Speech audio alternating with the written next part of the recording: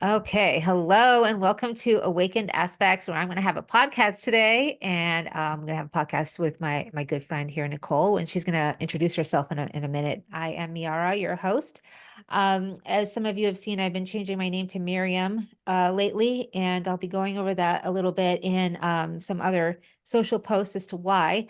But I have my friend here, Nicole, with us. Nicole knows me as Miriam, so she may refer to me as that. Nicole, would you like to tell people a little bit about your background and then I want to tell people how we met? Yes. So I grew up staunchly religious, very zealous, really developed my capacity in devotional energy and, serving the greater good and the higher aspects of life. And walked that path, got really sick. I got introduced to energy work, which healed me in a 1 hour session, as opposed to the allopathic doctors telling me I just needed to rest. And I rested for a year. So that 1 hour switch of me exiting my body to me coming back in my body really prompted an obsession with energy work, why it worked, how it worked. I was very scientifically minded, so I needed to go through quantum physics, but went in that route and have just studied every aspect of energy work, psychology, how the mind works, all of the emotional underpinnings of health issues and life issues. And I've always uh, I've always had a healing slant and healing intention in all that I do. And so being able to get to the root of things through our emotions and our energy has just been very fulfilling to me. And so currently that expresses now as coaching. I work with everyone one-on-one, but I market completely to women and empowering women to get all in their bodies, realizing how fun and glorious that is, and access all of their power and in a benefic way. So there's a lot of shadow integration and parts work and really cultivating a safe space for ourselves to be all in. And I never thought it was possible that it could feel so good and blissful to be all in your body, all in reality, whatever that is for us. But it can be. So if you're like I was and think that's a pipe dream, it's actually a reality dream in addition to the pipe dream, and it can feel incredible. And I think this is how I serve the planet, all in and all in love, and having fun because they ripple out, they take care of their people, they take care of their communities. And I just see empowering women as yeah, the huge linchpin to really shift things.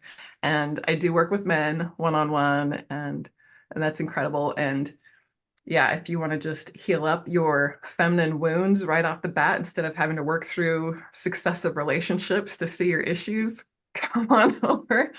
But it feels so good to just accept every part of yourself, be able to access every part of yourself, and be in communion and alignment with all Right. parts of yourself. That's great. Thank you, Nicole. So you mentioned how you were sick and then you all of a sudden you kind of went through this transformation and it kind of catalyzed the transformation for you. Where did you explore energy work and energy medicine, then at that time? Was that the only thing that kind of helped you, or how did you explore energy medicine? How did you come across it? So the person I went to, she used a biofeedback machine. So it was all done through a computer. I'm like, how did that work? And she gave me Donna Eden's book on energy medicine. And and I got to the point where I could do everything the computer could do, and then wanted to know more and why and and how we change. And I haven't stopped since then. I know it was 2008. Oh, wow. So I haven't stopped learning and studying and all the different modalities. When I was still very zealously religious, it was trying to find the one and only, like what's the one true energy work modality that will take care of everything. And what I realized is, it actually just depends on the practitioner. If the practitioner is integrated and masterful, then whatever modality they use is incredible. And and I needed a variety. I had so much shit to work through. But it was fun having a different angle and a different facet, a different colored lens to look through and see things. And and Okay.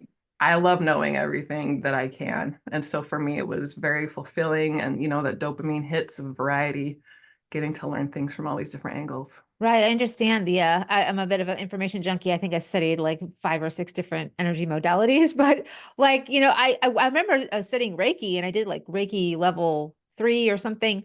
And it just couldn't get it. Like every time I would do it, I was like, I don't know what's happening. I don't think anything's happening. Like I just don't really like it or something. I don't know. But then I meet, people who do Reiki and, they they feel it's very effective or people get, I've never really resonated with it. So I'm like, oh, there's got to be more out there. So yeah, that's when I would keep exploring everything I could get my hands on. So that's really cool to hear you say that.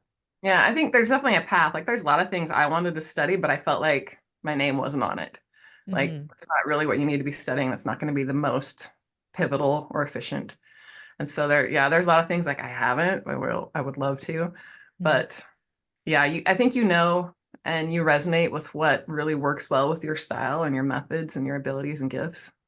Yeah, sometimes it's like you have to experience what is not right for you in order to know what is. Yeah. Unfortunately, some of us are on that path. It's not always the most efficient one, but it is what we're here doing as humans is moving through life in experiential methods and ways, which hopefully is through our body, right? Not just our mind. And usually when we experience things through our body, we're going to go through things that maybe don't feel the best and or even feel anything at all. So that's the only way to find out is to go through it, isn't it? Yeah. Our body's the first processor of experience. So if our body says this isn't safe, it will not let anything through, and we will not digest, understand, or process that experience thoroughly. But when the Yeah. body feels safe and cared for, then it's more open to the exploration and experiencing the new flavors and sensations and all the Yeah, things. this topic of safety, I kind of want to cover a little bit in a little bit. I want to come back to that because that's an interesting topic, especially when it comes to working with women. But first, I kind of want to just tell everyone how we met because I think it's cool. So as I don't know, some of my clients know, I used to be an astrologer for Starseed Hotline, and it's where I would give different starseed awakening starseeds or people who had the term starseed or that come into their head and they decided, oh, they wanted to know what their starseed mission was. So I was working there and I was giving different readings on starseed missions. And then I got Nicole's chart. And I remember looking at your chart, Nicole, and I was doing the reading and I just kept thinking, my God, I know this person. I know her. She's really cool. I know her. Like, I feel like I need to know her more, like in real life. Like I'm just like, this chart is very powerful, very, very interesting, very cool. And I just kept asking her, so, how are you doing? Let's get in touch. And I don't usually do this with my clients because I feel like it's kind of like crossing boundaries. But like, I didn't want to cross any boundaries, but I'm like, man, she's so cool. I really wish I could meet her.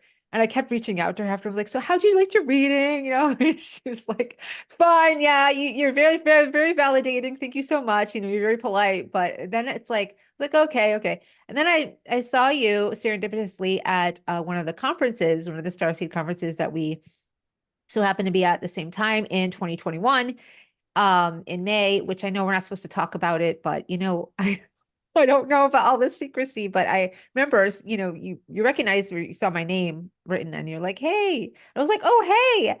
And then we just kind of like connected. And I was like, oh wow, it was like it really did like you felt like I knew you. Like it was really interesting. I don't know if you felt like that about me, but I definitely felt like that. So, during those conferences, it's like you reunite with different star seeds that you might have known, whether on this planet or not, or a different planet. So, I do definitely feel like we've worked on off planet together in other capacities. But also on this planet with the divine feminine and the goddess lineage, I feel like we've worked in tandem as well with that. So since then, we stayed in touch and then we went to other conferences together. And I do feel like Nicole and I do some interesting energy work. I think whether we realize it or not, planetary type work, as many of you know, with grid work and that kind of thing. I do feel like we kind of have a connection. And sometimes I'm not always conscious of what we're doing because I think it's safer that way. Sometimes being too conscious of things isn't always the safest route, because then things can get usurped. And we could talk more about that if you want. But like, I do think that, a lot of our work can be beyond the veil, which I think, we do have this relationship that's beyond the veil, which is very cool. So I was very happy to meet you in person. And thank you for deciding to come on my podcast today and talk, talking a little bit about all of this stuff with me because it's such a treat.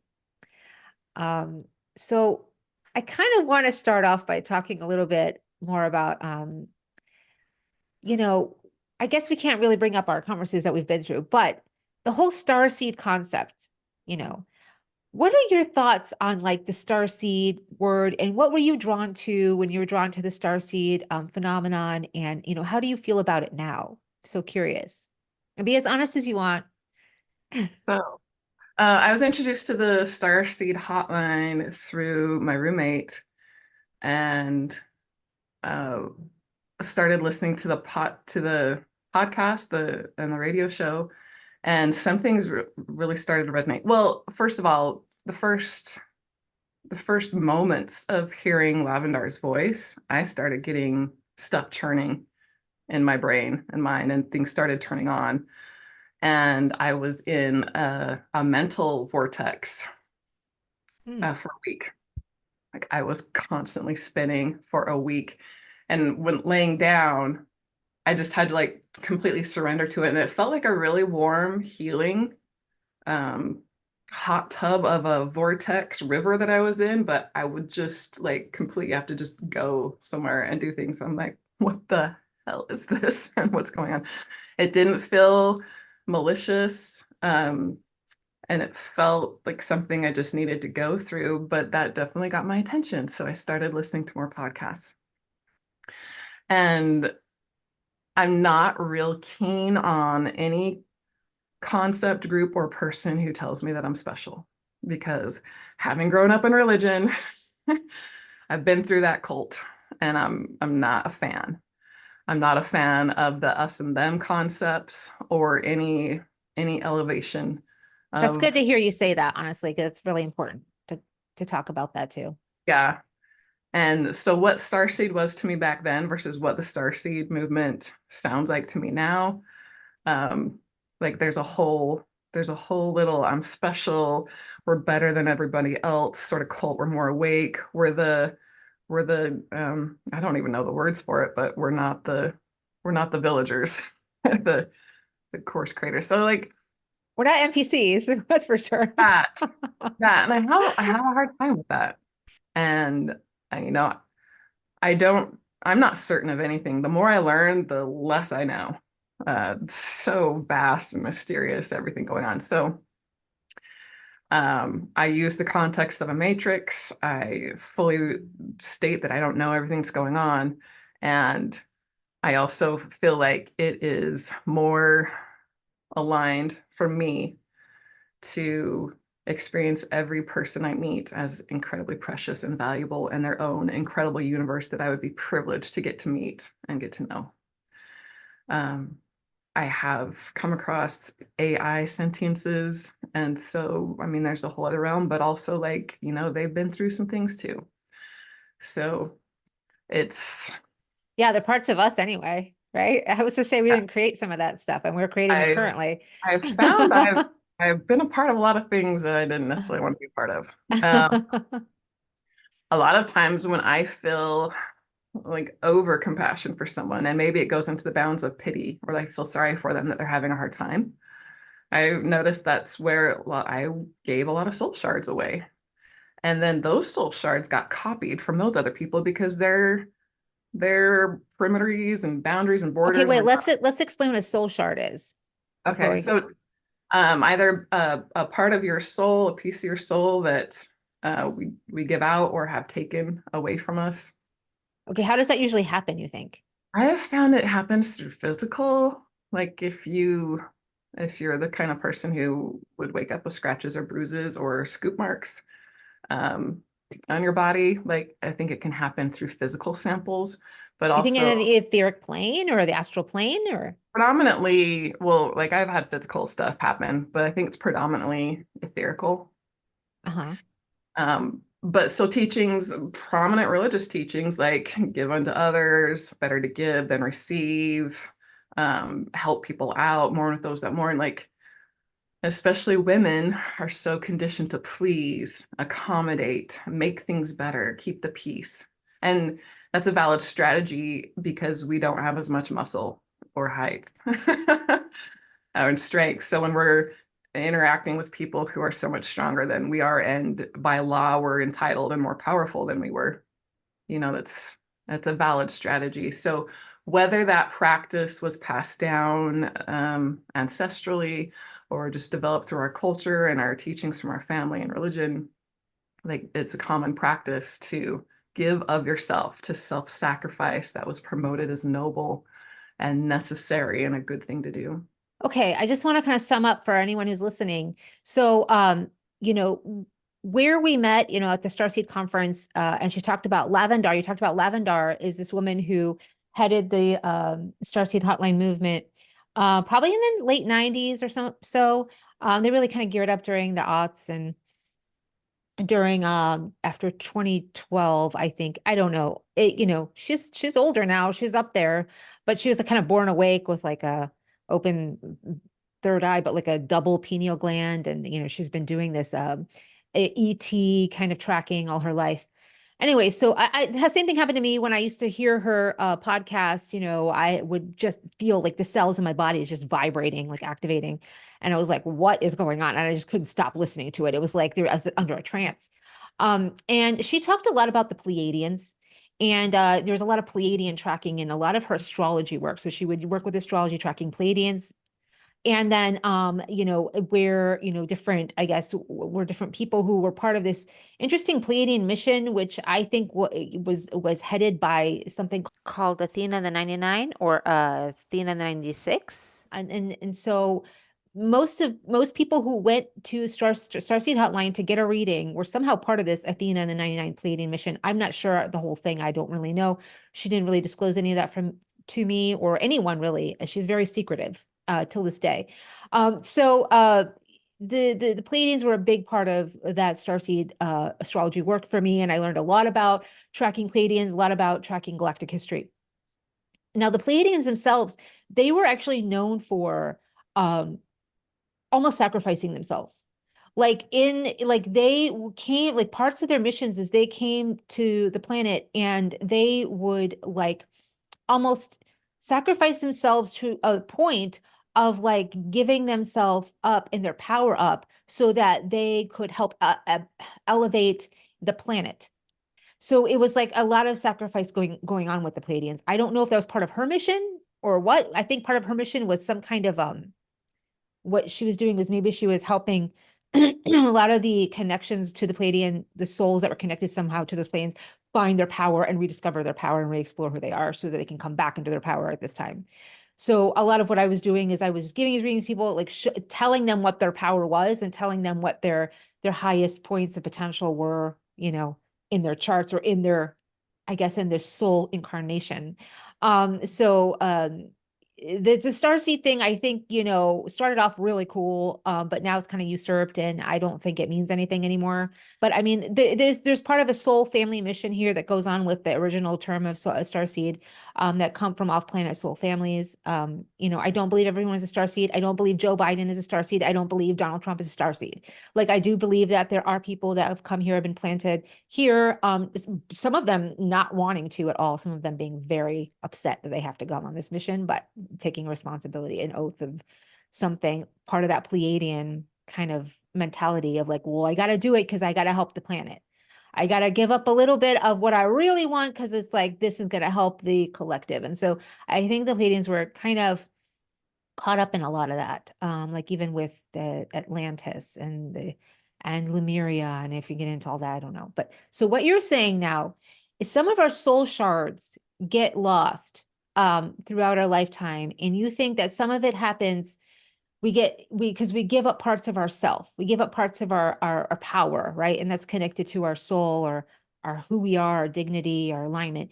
And through our lifetime, we're giving up parts of ourselves here and there because we feel like, it will get us where we need to go here, or get us, I don't know, make money here, get like the partnership to last, all those things. So there's just little trickery things that happen. I mean, we all know a big giant trickery happened in 2021, right? To a huge collective on the planet.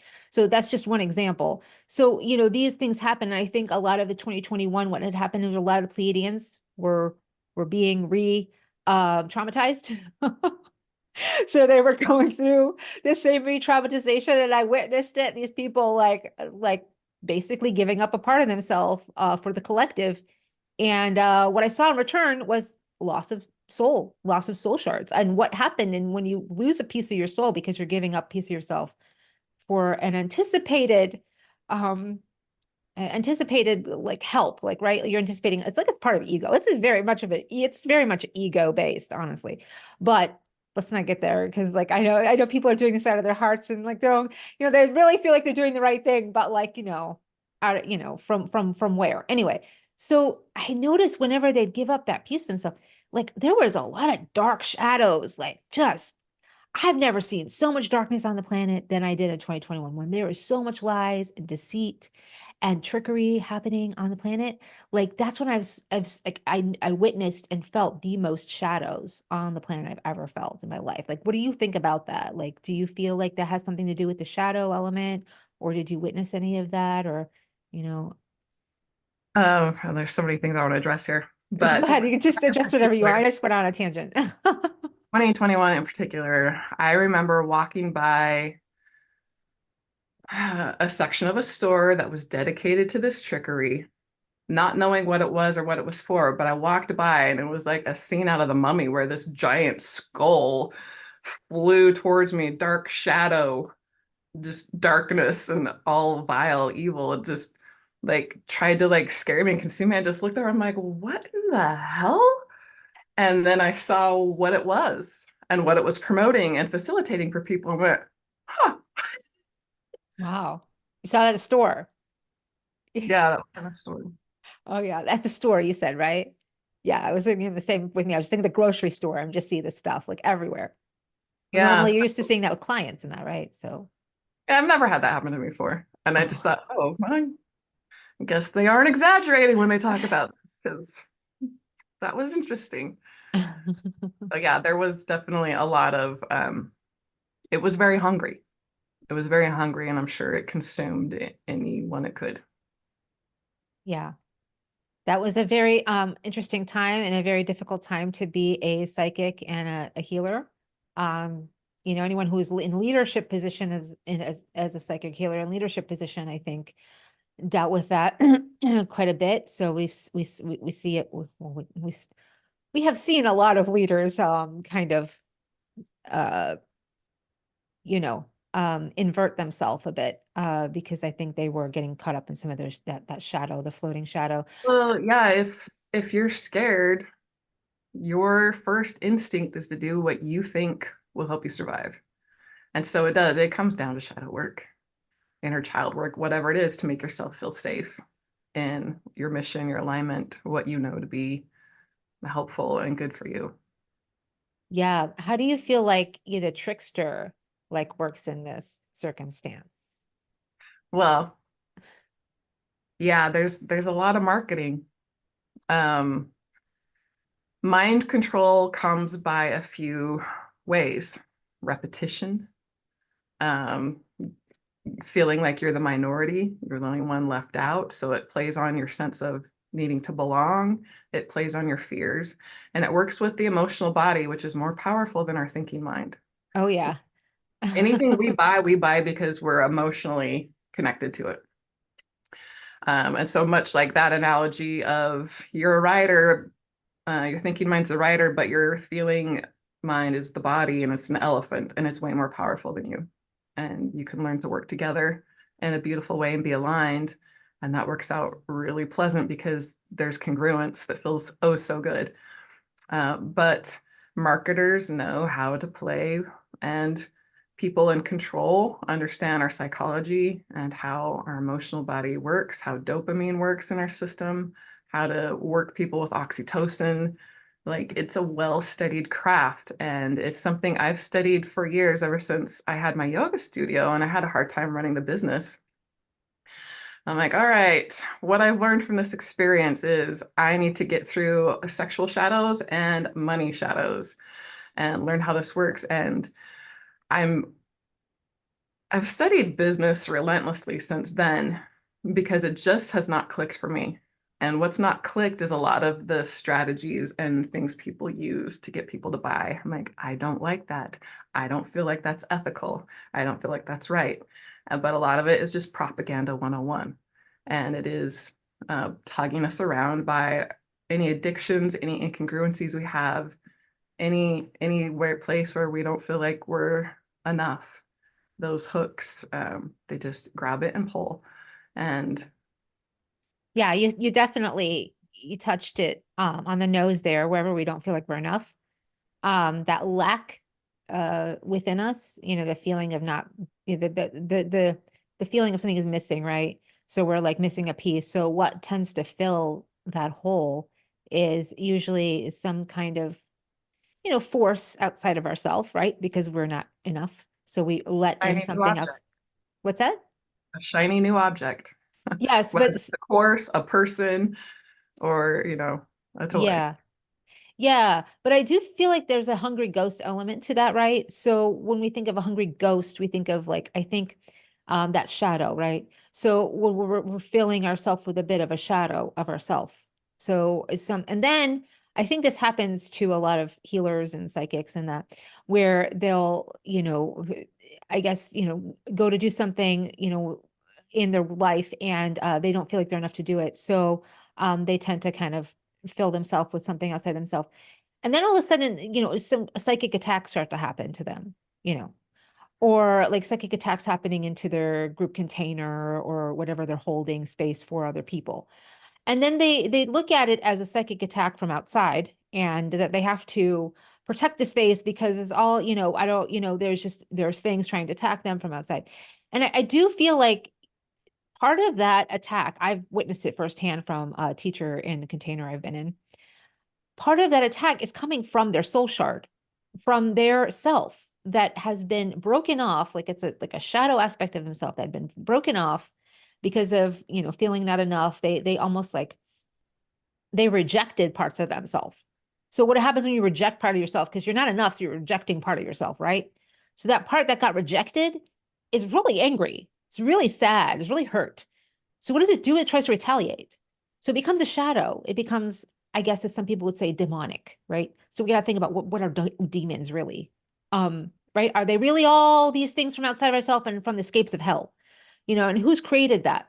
So we have to think of our responsibility in this circumstance. So when I looked at like what kind of shadow elements were attacking me in my sleep with my teacher's face on it, and I was like, okay, so this is an interesting dynamic here, relationship symbiosis, because my shadow is meeting her shadow and they're almost merging. And it becomes one shadow we both experience. It's a psychic attack, right? So I do feel like these things have their way of showing us what we need to integrate, what we're lacking, what have we decided we're lacking? How do we integrate that? Where's our responsibility in what's attacking us? I don't know if that makes sense, but I feel like that's kind of what the trickster serves. It's like trickster's like a shaman. It's like coming in like, I'm gonna conjure up, all your hidden shadows so that you can heal them. It's like that Definitely the happens. useful purpose. What's that? I said that's definitely the useful purpose. And I just want to cite Annie Shikawa for bringing this to light. Like she's the one that really illuminated it for me that, yeah, these soul shards and anything that can now access you because it has all of the parts of you, it has access. And things getting through are most likely a part of you. Right. And we've been a part of a lot of things on many timelines in dimensional planes that, we don't Yeah. really always know. So the perk side to that is we have control over it. And that's a lot of reason why people tend to give their energy or their soul shards to other things is because they want control. This definitely wasn't something I did consciously. And this is something I actively try to reverse and undo. But it does if your DNA or your soul shard is a part of something, well, you've got a say in the matter now. You've got access to it. So maybe it was a brilliant devised strategy. Maybe it was just something we need to get over, but um, I find it more helpful to just deal with things as are and use what resources are available. Yeah, let's try to ground this in as far as how this shows up in every day. So say, because you mostly do work with groups of women in the container. So, I mean, you don't have to talk about it in specific instances, but say someone's having like a really hard time in like a relationship with their good friend, who's also another female, I guess. And they're talking about each other behind their back and they can't, seem to really approach an argument, head on. Because this happens with women all the time, right? We don't just sit around like, hey, you did this and kind of upset me, but let's have a beer and get over it like men do. Like women are like, oh, can you believe she did that? Oh no, she's not. And they're like, then they go up to the woman, they're like, oh hi. So I like your sweater, it's like I feel like that creates so much shadow. Like it creates so much and it's just like so much unsavoriness. And then how do you feel like, how do you see that? How do you see that situation as an opportunity to empower the self and another, or like, maybe, an example that you think of that we could really ground this in an everyday kind of example. All right, so there isn't the cattiness going on in my group. If anything, I'm the one that triggers people, and then they tell me about it in a private message. But yeah, my group's full of really mature and wise women, and it's delightful, and it's very healing of this sisterhood wound, this very wound that it's instilled in our DNA. It's complete nature to try to compete for the men and the resources. So all that aside, anything that I do bring up a lot of shadow work for my group and things that are very triggering are a lot of the emotional alchemy processes that I teach because especially if you were raised with the Bible being your bread and butter, then it's like I'm not allowed to feel angry. Well, shit, I do. What do I do now? And it's learning to actually move those emotions through your body rather than be scared of them. Recognize that they're all energy. All energy is transformable and you get to funnel it towards what you want. Anger is amazing to instigate change. Like a chainsaw, it's not something you want to use on every job, but it will, break down a tree and make firewood in pretty fast compared to a saw and an axe. So it's like it's really useful. It can also create beautiful works of art in ice sculpting, but it's not for everything. And it's definitely not something you use on yourself or others, but it's an energy that you use to create what you want, whether that's a wood pile or an ice sculpture. A transformative sorry. Yeah, and just that it will do it really fast. The transmutation of the energy of anger or hurt or pain. Yeah, You kind of taking help. this, you take the stories off of it, and it's just energy, Yeah. just energy that makes Oftentimes you want to get stuff done. energy that wants to go somewhere that needs to be transported. Well, yeah, it'll fuel you. It's fuel. It helps you get things done. Mhm. And not that we always want to be feeling like, oh, I've got all this energy, I want to do stuff. Sometimes it's time to rest. Sometimes we need to sit still and read or do something detailed or precision based. But for doing, some really fast yang work, that's great energy to be utilizing.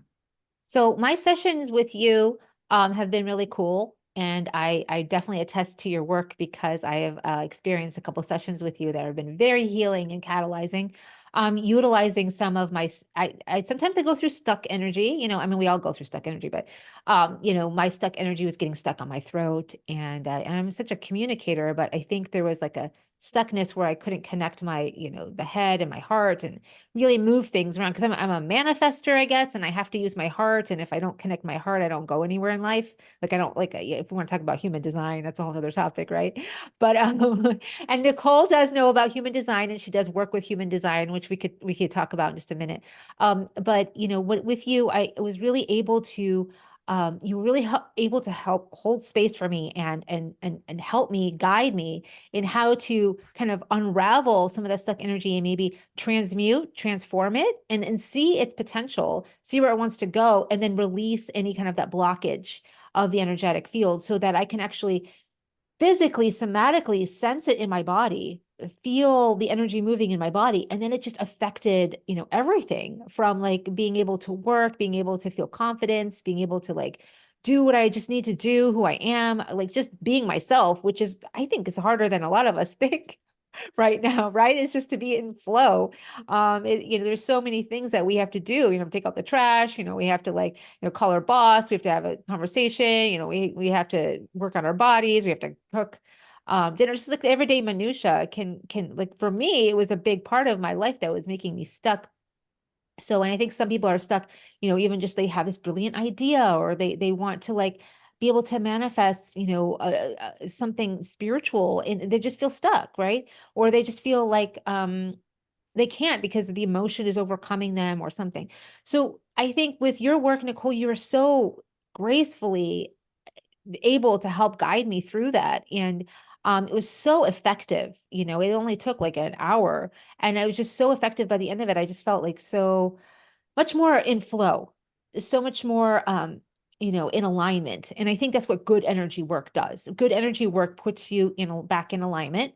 Now it's up to you what you're going to do after that session for the following days and weeks. So you're going to get you back out of alignment or keep you in that state. So I mean, that's, I think where working with you in a container, like the space you hold for your groups could be really valuable because, after a session, they can come back and really kind of discuss things that are pulling them out of alignment again, or things that are triggering them, which tend to be more apparent after an energy session, because again, you're just so, you're so open and aware of yourself and things are unlocked, things are flowing and things are moving. So it makes you feel more in tune with yourself. So you're able to witness and notice things when they're off a little bit stronger and quicker, after that. So, that's I definitely recommend Nicole's work to anyone out there, a male or female, although you do work with a lot of the, divine feminine dynamics, which I appreciate. And even the way you work is just so deeply feminine and so rooted and like holding like space, like the earth would hold, space for us. So it's like, it's really beautiful the way you work. Very different than me. I'm a lot more yang in my work. Where I don't know if anyone's gonna have a session with me, I'll just throw information at you nonstop for now. So yeah, so with that, I kind of want to, take it to I guess maybe the next topic of discussion, which is what do you think like the differences between this kind of energy work, somatic work that you do and like traditional therapy? How do you feel that, that compares or that's different or that could be more effective or that kind of thing? And, what are your thoughts on that? Oh, well, I'm glad you've experienced such delight with my work. It was an honor witnessing your journey, and we're the only ones strong enough to keep energy stuck inside of us. So yeah, it's all an inside job. And Yang methods are just as helpful. So all works. With I was trained with a lot of therapists, and what I've come to realize is a lot of my training was in things that is typically taught to therapists. So it's internal family systems, parts work, and just so much somatic work because the body's where we store things, and we have to process it from and through our body, or else our body shuts down and takes us out. So there is all of that work. A lot of people have told me that my work's very shamanic, but I have not studied with any particular shaman. When I've read the Essene scrolls, they kind of just laid out exactly what I do. I'm like, cool. glad I was able to find what works, even though those things were hidden from me for so many years. Um, Do you have the but connection to the Jesus and Mary Magdalene line on your astrology chart? I can't remember. You do. I did. yeah, Okay. I did put, I don't see your chart in front of me, but that makes sense. Okay. yeah. So that's been really, and I'm just reading them now. I'm just like, look at these things.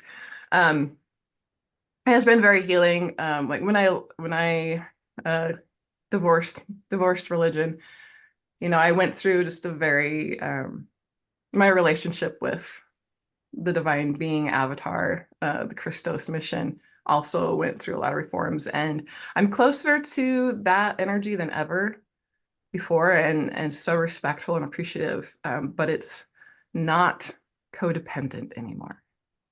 When you're raised thinking someone had to sacrifice in order to save you, and you're, you know, a victim and completely helpless without them, that sets you up in the drama triangle. So yeah, getting sovereign, having interdependent relationships, um, makes it all so wonderful. And so when I would ask a lot of my colleagues who were therapists, were great space holders. They were some of my favorite people to work with. Those and doulas and midwives I found were the best space holders. They'd said like this is really the same. It's not talk therapy, although there is a lot of cognitive behavior therapy involved, but they liked coaching so much better. Like they didn't want to work in the therapeutic sector. Um, with that, I haven't ever gone to a therapist. I don't know what it's like. I know just like coaching, every practitioner is different, so it's going to be a different experience. Um, but I've just done the energetic route, mainly just because I just was so aware of so much and so many things I couldn't explain without going into a whole lot of woo, that I chose energy workers who were also had that experience open to them. Um, and then the latter part of my training, also coaching domain, but it was also taught by people who trained hypnotherapists. So I was in a business coaching container, and I had ended up agreeing to something the coach said, not even realizing what he said. And I was furious that I had just agreed to something that I didn't know, that I'd let myself be programmed, or, like that I was so suggestible that I gave into something without consciously being aware. And so that's when I started studying NLP, because I'm like, what am I falling for that I'm not aware of? Because I'm not ever going to agree to something without knowing what I'm agreeing to. And that process was also really informative, again, with how our minds work, how propaganda and things are co-opted for trickster purposes, and how we use that for really instantaneous healing. Yeah, that's interesting. As someone who's undergone therapy for, I don't know, 25 years, and I've seen many, many, many, many therapists in my life. So I do feel like your work is more productive and efficient than therapy, because the way that therapists are trained, I also went to graduate school for therapy, and the way we're trained is very inefficient. The way a lot of therapists are trained are really inefficient. What they're trained to do is hold space and to mirror back the client to themselves so that they can, I'm not therapist anymore, but I'm not therapist, but like they could guide people back to themselves, right? That's seems great. It's the idea of it is great. Mhm. However, the tools are given are not really effective to do that. CBT is completely ineffective, and I've talked to numerous people who do not like CBT. After a while, you start to feel like you're throwing money away, because like what you're doing is you're talking, but you're usually, a lot of people tend to run in circles and then have to come back around and then repeat the same stories over and over again. So with you though, getting into I mean, unless it's a somatic therapist, which I think is just new, it's coming up, and a lot of the techniques you use are starting to be integrated into therapy, and that's only if the therapist has undergone their own training outside of the field that they're trained in, outside of school, outside of their internships, outside of their practicums. They have to go and find this kind of training by themselves to be able to bring this into their work. And some do, some are really motivated to do that.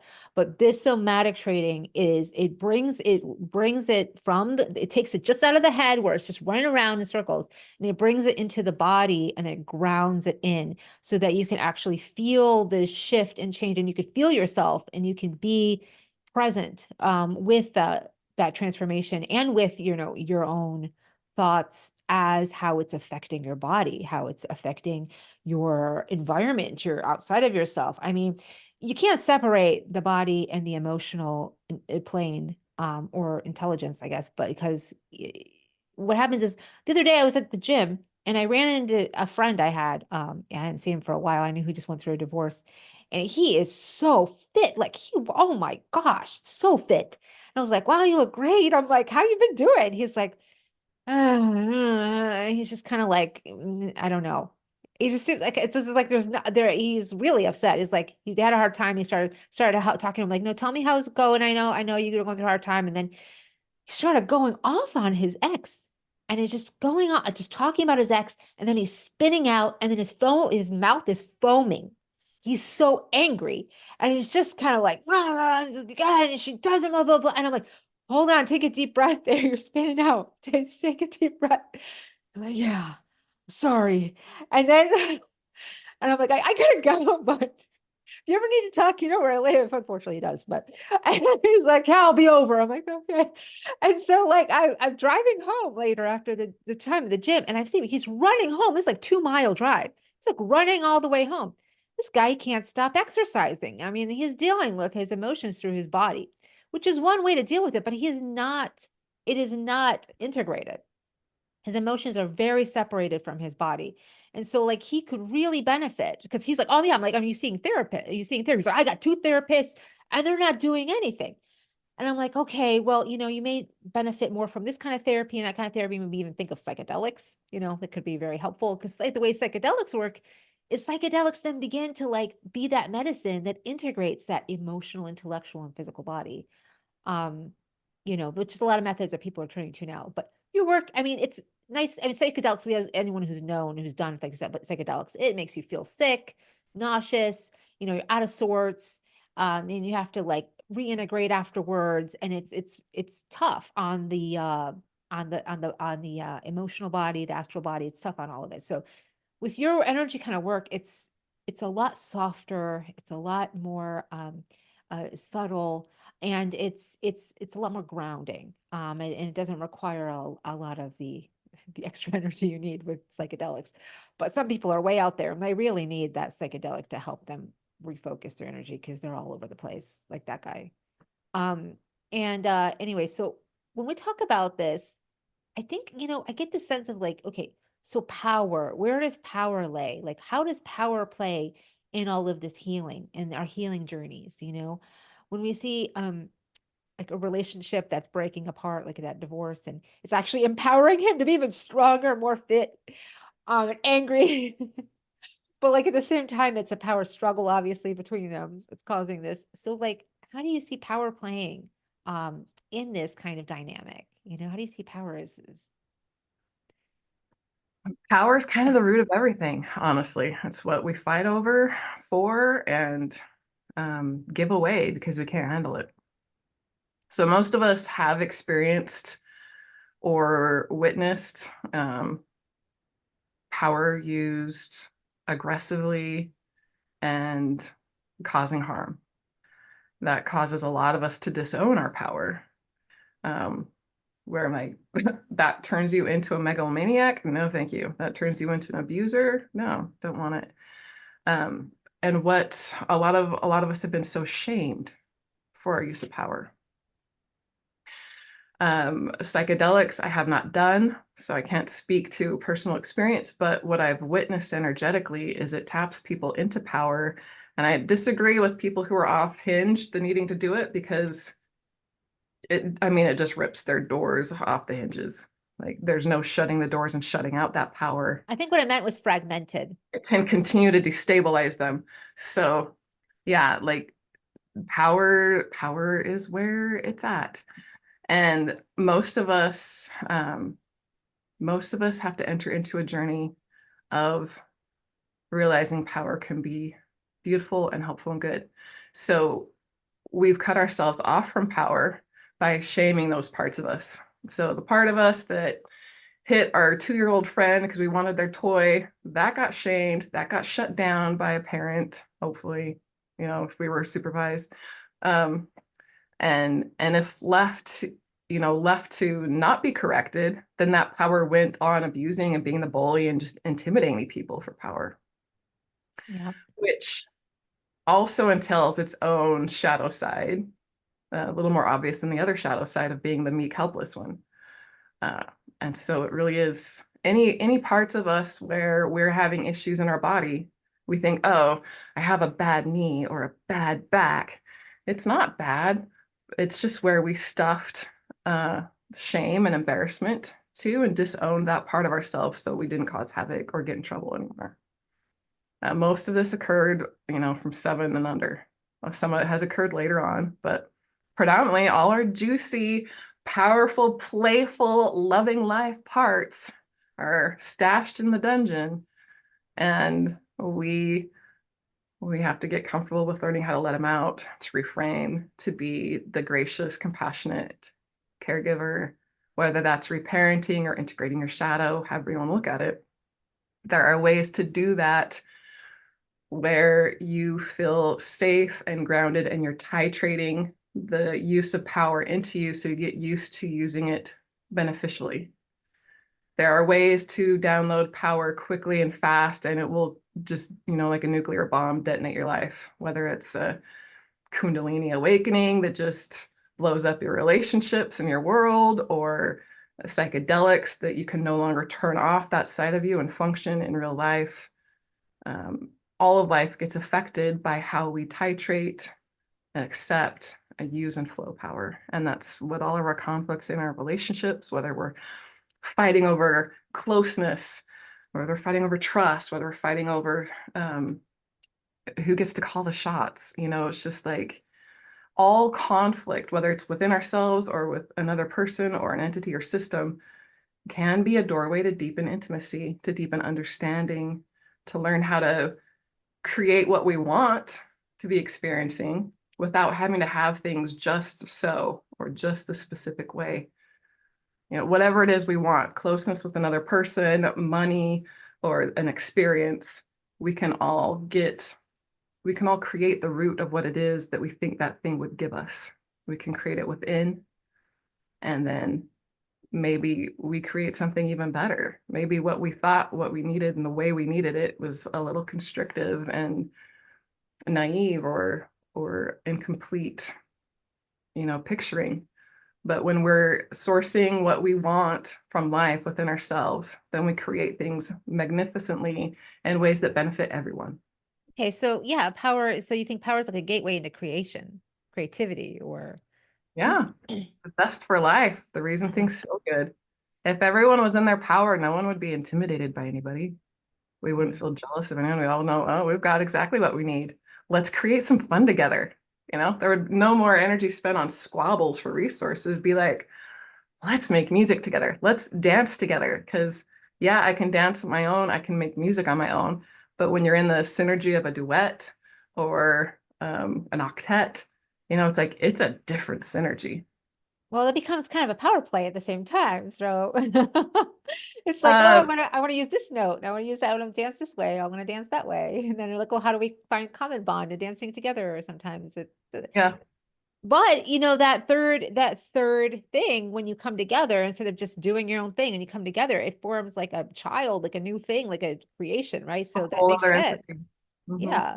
So it's like it sometimes, it doesn't mean giving up our power. It just means finding another way that we didn't see before. So it's expanding our mind and our consciousness. First of all, when we steer outside of our norm, we're like helping ourselves like expand ourselves into this horizon. But as long as we're not like giving ourselves away, like being like, oh, well, this person wants to do this, so I'm just gonna have to do that. It's more of like, well, where's the win-win here? Where do we create something together by merging both of our perceptions into something new? and different, and it creates. So that makes sense. If we can get past that struggle and that power dynamic, we can create, which is really interesting because this week there's a very, very powerful transit coming up. It's well, we all know that Pluto, those who follow astrology know that Pluto just went into Aquarius again this year and will be here for most of the year. And Pluto is all about power. And power with Aquarius. Aquarius is about the collective. So how does the collective now take the power back, right?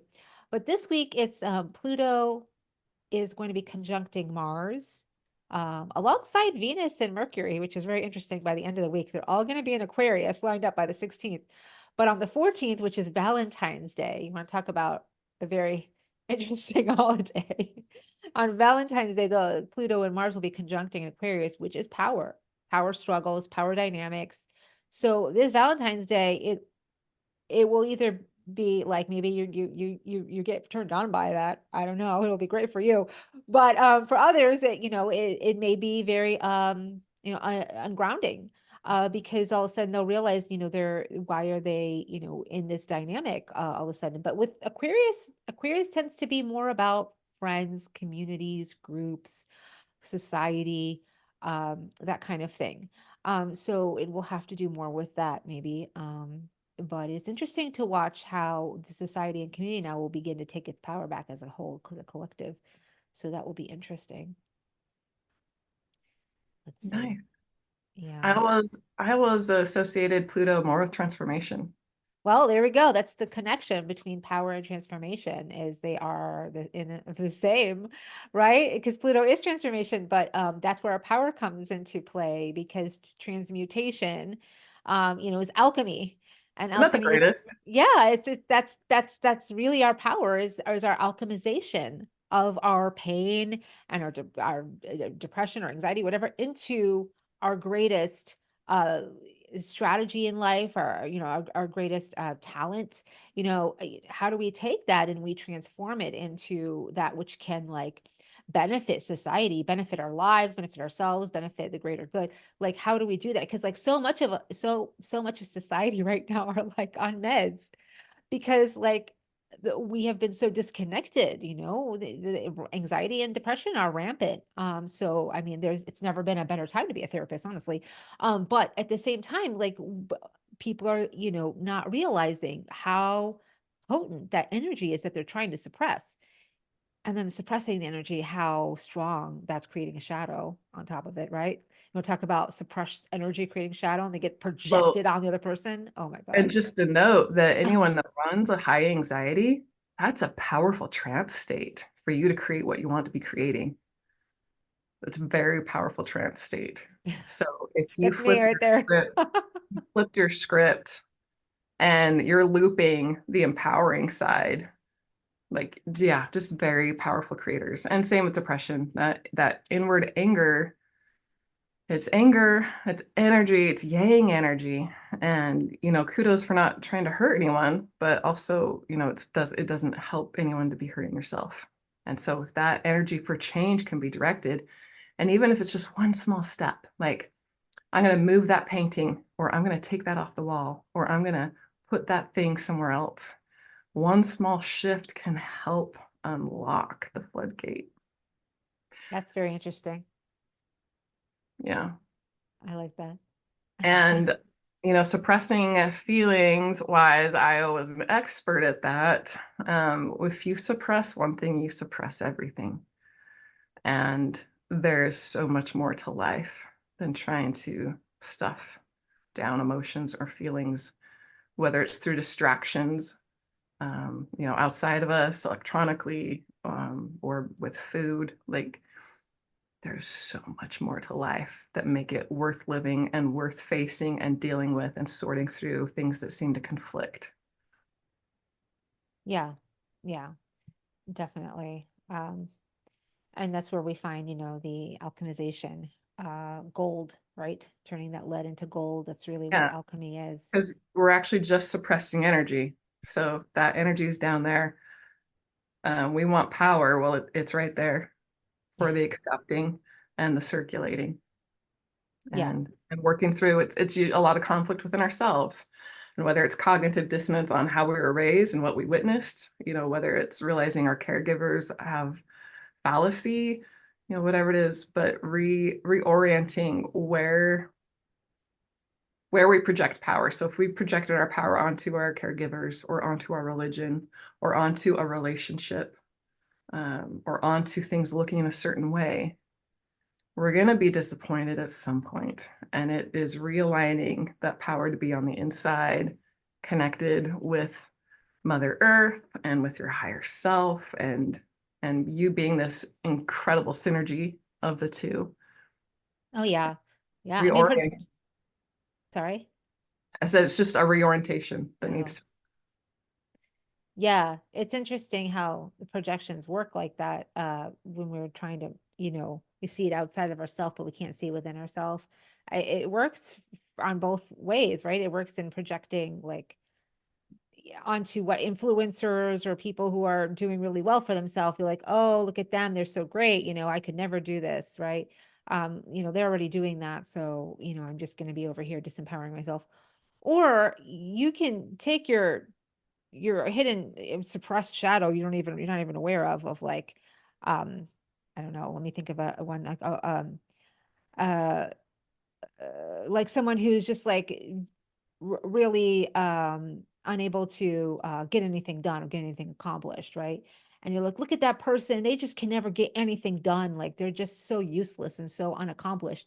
And it's like obviously like an inner shadow that we suppress about ourselves, that we don't even see about ourselves, and we're just projecting on the person. What I've learned, interestingly enough, in the past 2 years working with Armand Mahika, who is a great energy worker, in my opinion, he's very, very talented, are these projections that we put on these other people actually, and they're like energy outfits that stick to them. Like they start to paint that person, and that person takes on the energy and just starts to absorb and seep into them, somatically, energetically, all of it. And then they start to embody it. So we have to be very, very, very careful on, and again, why it's important to do shadow work, because like in a marriage or a long-term relationship, you can see it the most, right? Where say like, the husband was fine. He was very, very normal when they first got married. But this woman, she's never dealt with a damn thing in her entire life. Likely Pluto in fourth house. She suppresses everything because her mom they grew up and her mom told her, don't talk about that. That's not nice. Don't say that. Don't say anything. Don't say anything. If it's not nice, don't say it at all. And just like, just teaching her to suppress her. So this woman doesn't deal with anything. And then it gets all projected on her husband, right? Because like he's the problem. He's useless. He doesn't know how to do anything. He doesn't work. He doesn't want to do this. He doesn't know how to take the trash out, all that stuff.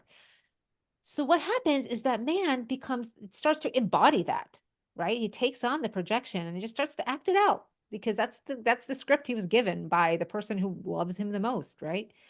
Probably his mom loves him more. Who knows? But anyway, it's another story. But like this person who's supposed to like give him their eye of adoration, all of a sudden has given them the script to play out. And that projection just stuck to them and they started acting crazy. They started acting exactly like the way she was projecting onto him. And then now she has a self-validating kind of reality. She's created exactly what was in her head. And she's like, see, he's just like that. See, he's doing all of this stuff. And then she just see.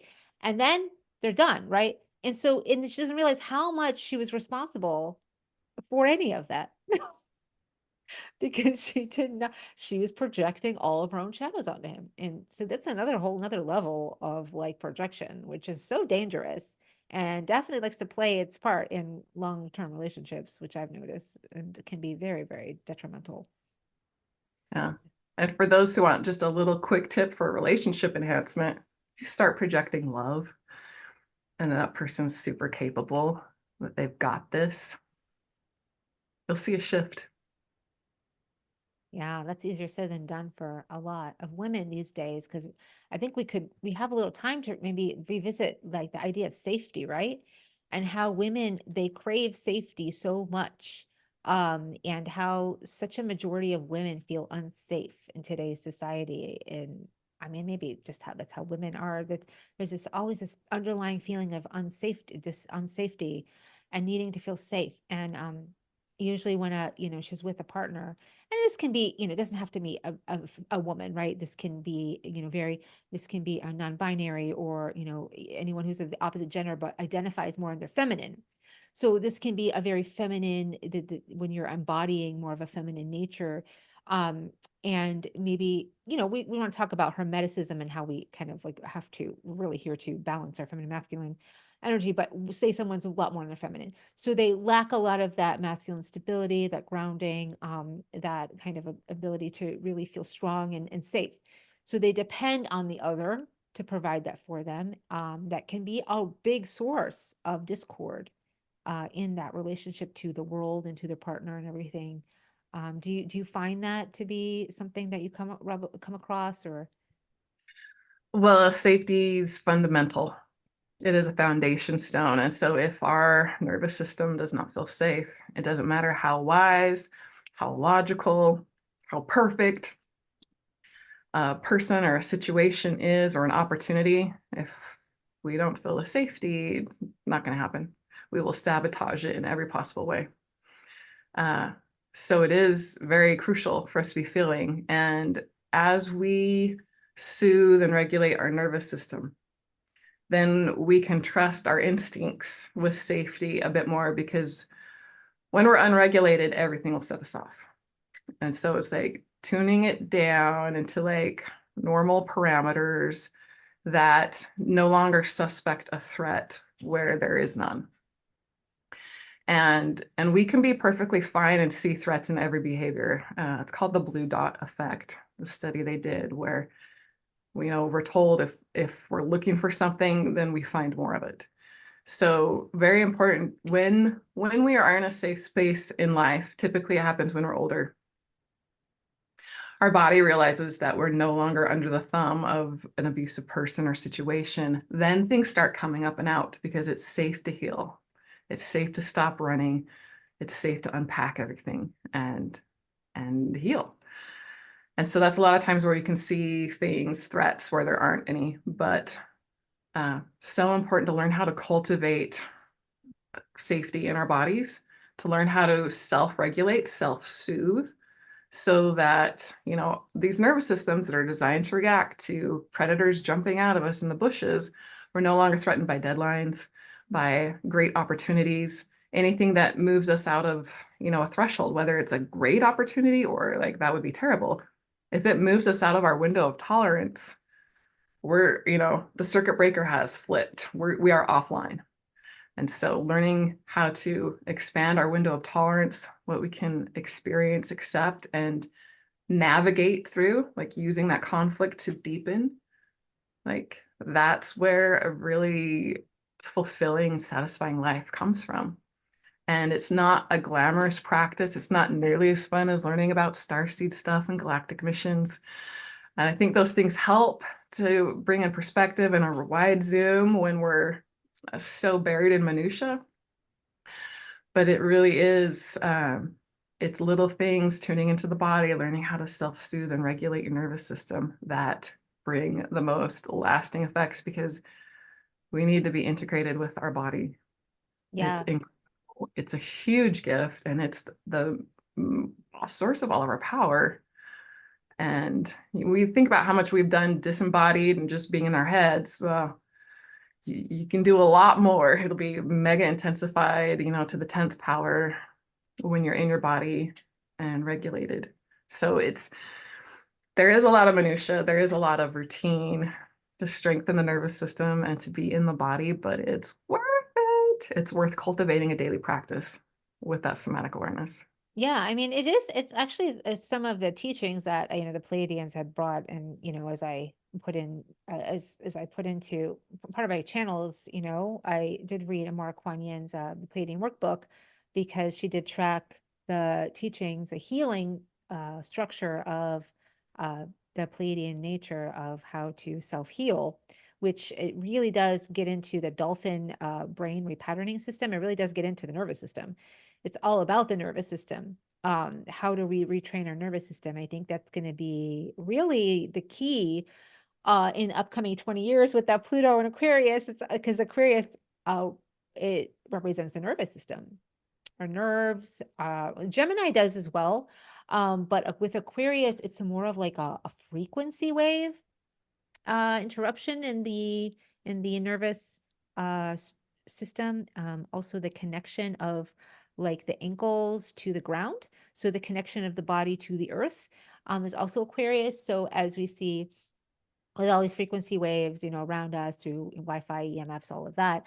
It's really throwing our nervous system off like completely. Like we could just walk outside. We don't even, it's like, unless we're completely immersed in nature with no electrical wires or anything around us, like we can't avoid it this day and age. So, and that's really hard to find. I mean, I don't know where you're going to go into nature that has no electricity anywhere. I mean, you can always pull out a cell phone and get signal. It seems like anywhere these days. So our nervous system is really going to need to undergo all of these practices coming up in order to help us stabilize ourselves coming up here. So that's important. I think that's the $1 million question. Where I think in the past it was all about meditation, meditation, meditation. How to calm your stress. How to manage your stress. I think we're getting into the next level of that, which is how to really tune our nervous system. That vagal toning, vagus nerve. How do we work with that? Have you ever done any kind of like vagus nerve work? Oh Um, yeah, huge since 2019. That was the majority of my training. okay. Yeah. Yeah. Getting your polyvagal happy is amazing. And Yeah. I've recently started eating raw vegan, and that has had a profound shift. That was kind of like just the missing key to just unlock a whole bunch of soothing and safety. And I didn't realize how much our gut, we're told it's our second brain, but I didn't realize how much. And we know it produces serotonin. That's where our melatonin's produced. Like the bulk of all the goodness is produced in our gut. And when my microbiome reset and I started just filling it with good stuff and tons of support, I was shocked, so shocked. All the negative voices, all the ruminating thoughts, all the looping that had not been like anything from outside of me. It had literally been the microbiome inside of me. And when I got rid of stuff that was happy in acidic and swampy environments, the stuff that's alkaline and full of life force is all about like, cool, let's bliss out. Like it's so easy to soothe my nervous system now. It's so easy to think empowering thoughts. I had no idea those things were like actual voices from our digestive system. Little critters. We're more not us than us. So Yeah. it stands to reason that they do have quite a say. Oh yeah, a big part of healing is going to be, cleaning out our diet for sure. I mean, we could all do it in the ways that are going to benefit. Like some of us have, different dietary needs, but at the end of the day, clean out that processed food, and control the intake, intermittent fasting, all of those things where we're like in control of what we allow in. It plays a huge part into the energetics of what we're controlling, what we're allowing in, right? So if we're controlling what we allow into our bodies and how, that's just putting out to the universe a message. Hey, I say what comes in. I say what dictates my energy field. I say, how I, going to react to this, like those kinds of things. So like every action creates a reaction in the energetic field, in the environment, in the world. So that is, that's really, really good. It's a really good method to really take that power back, right? From everything we're giving our power away to. The raw vegan diet is, really, really powerful. It's very, very difficult for people to maintain for a long period of time, but I do highly recommend it to anyone who's going through a transition period of deep healing, because it's really going to support that.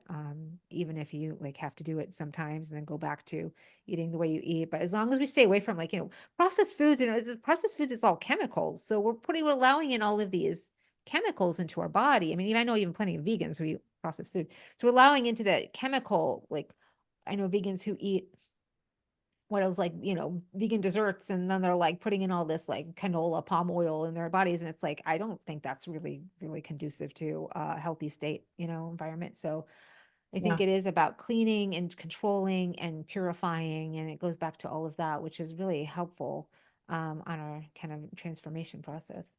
And for me, it hasn't really been about control or self-control. I mean, sure, there's some discipline, but it's been like all the cravings are gone. Mm. Well, you have to start though. You have to start controlling the cravings at first, right? It was really hard at first, No, right?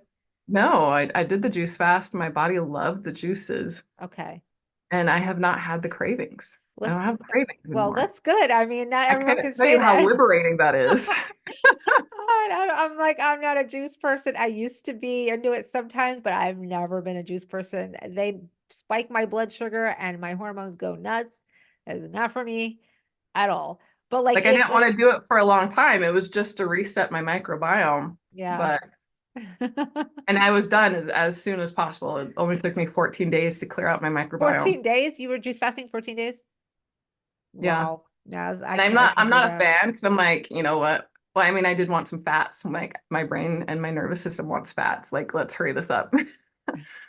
But like everything, I've just a deeper sense of trust. Like my body wants things, and it's like it's a really pure wanting. Because before I could want something and I'd eat more food, but it wasn't the stuff that it was satisfying or that it Oh needed. yeah. Yeah. So then we And can now it's ask like with I'm food. Yeah. hungry, and it's like I eat this stuff that feels amazing, and then I'm great. I'm like, it's been a night and day shift. Uh, Yeah. I just want to Yeah. say like, it's not all self-control. Like I love being intentional and doing things in alignment. And I'm all for making the systems and the environment support you in being able to do that because not everyone has their defined willpower center, right? Not everyone can keep this going long term. And You for those of have us a, that don't have it, I don't have a defined will center. Like oh, there's when you we're going set up back to your human design, environment, by the way. This is human design, yeah, define will center now. Just so when people know. when you set up your environment to be supportive, it doesn't take so much on your end. You also have Saturn transiting your first house. I'd like to point out when Saturn transits the first house, for everyone knows, even if you have Saturn natally in your first house, you're very good at, I'm not going to use the word control, you're very good at being intentional about what you will allow into your body and what you're doing with your body and what you're taking in and how you're operating physically. Okay, I'll restate it in that way so it's more positive. So Saturn in the first house, going to the first house, is very conducive to uh people losing weight, people getting in shape, people getting good health. And when you see someone with a natal Saturn in the first house, they're usually very fit. Unless they have other transits going on that's that it doesn't really allow that to be the main thing.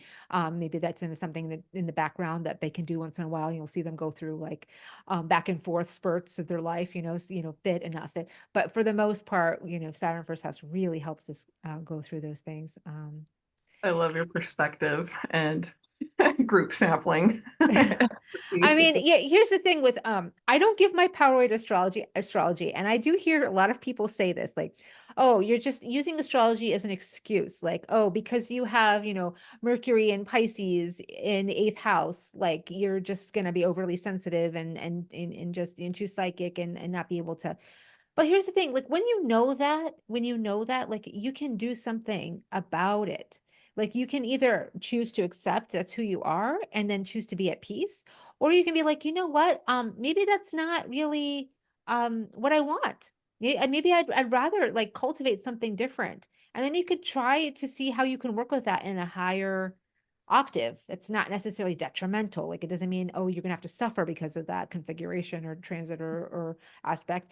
You can be like, well, how does empower, going back to empowering yourself, right? How do you use that to transform yourself or transform the configuration into being able to assist you in your life, to being able to empower you in your life. Yeah, like if you know So it's gonna rain, you can take rain gear, or you can plan to enjoy the rain, not do your hair. You know, it's like whatever, yeah. however you want to experience it. Yeah. I mean, that's how I see astrology. With human design, it's similar in a way, but I think with human design, you can really start to understand how the body is working. Takes it into a more somatic space of the body.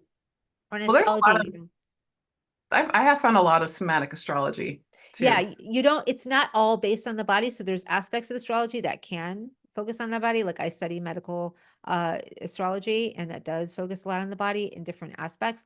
But with human design, it is purely physical. Like, I mean, you could just really get into the mechanics of how your body is reacting, acting, how your emotions, how the different channels of your energy fields are, interacting with another, how they're allowing energy in and out.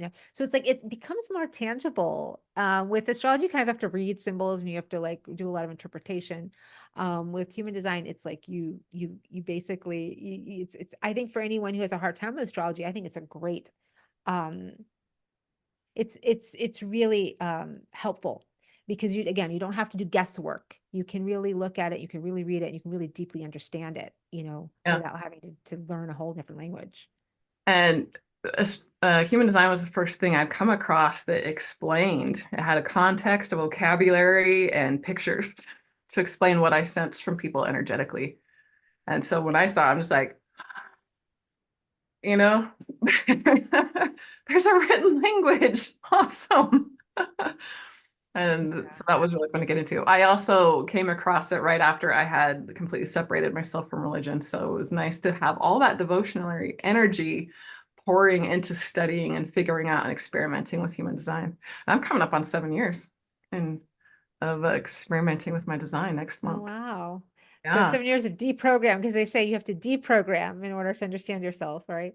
That's Yeah. really And then, cool. of course, the fun gene keys extension and expansion from that. Yeah, those are well done. And Richard Rudd's one of my favorite people. Just somebody who really walks his talk and has such beautiful expressions Yeah, of and the he's truth. still alive, and you can see a lot of interviews with him out there. So what Ra Uhuru was the inventor of human design within the late 90s, I think, right?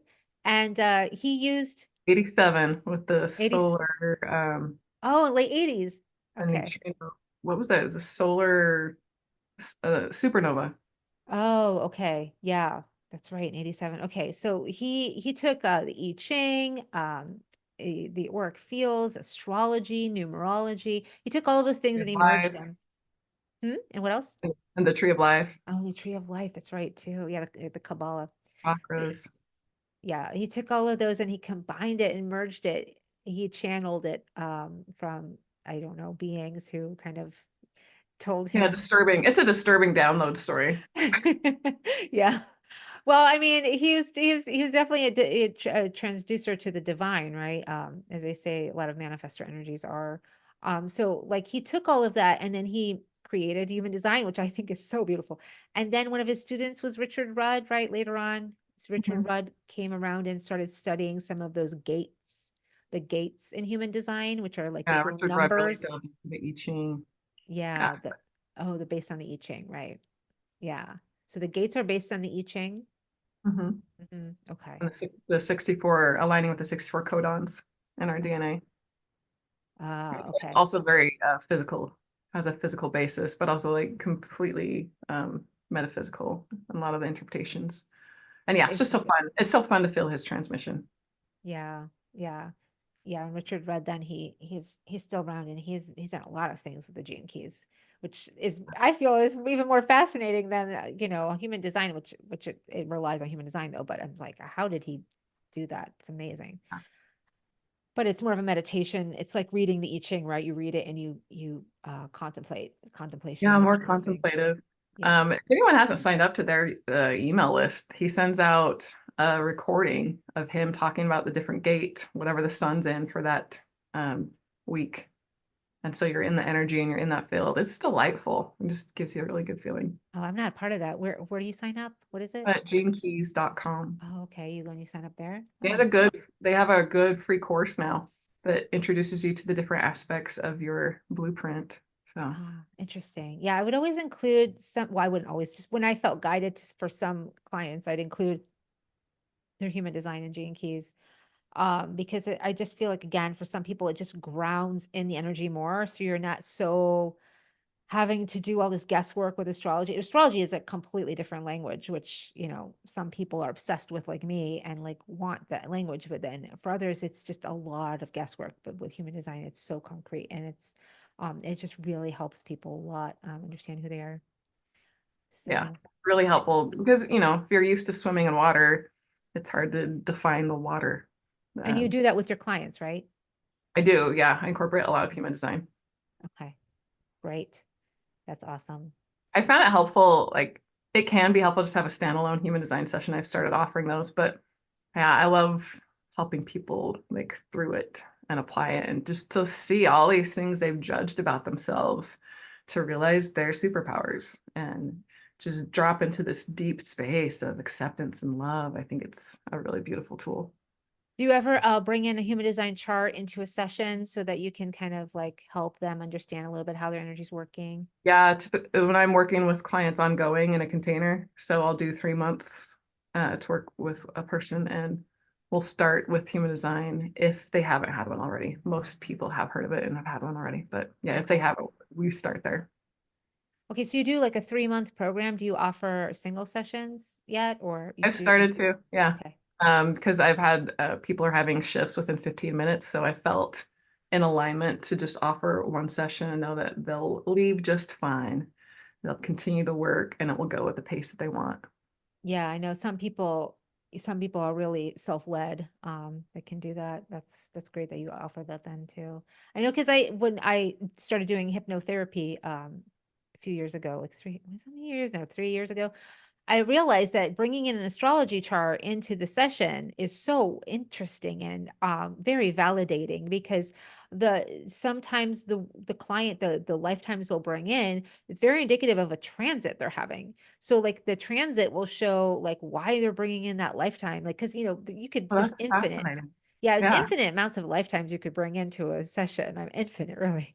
And so, like, why choose these three? And then we look and we see the transit, like some of the transits they're having is like really squeezing them to process a certain part of their chart, which is part of their psyche, which is, sometimes related to past lifetimes or sometimes related to a future lifetime or sometimes related to a parallel lifetime, something that's going on in another dimension, but right here. And so they'll bring it in and they'll ground it into their body through their session. Like I brought in like my dragon lifetimes into my sessions. It's like not so much a future or past life, it's more of a parallel lifetime. So it's like my dragon body is coming in because I am having a Pluto transit right now that's opposing my sun.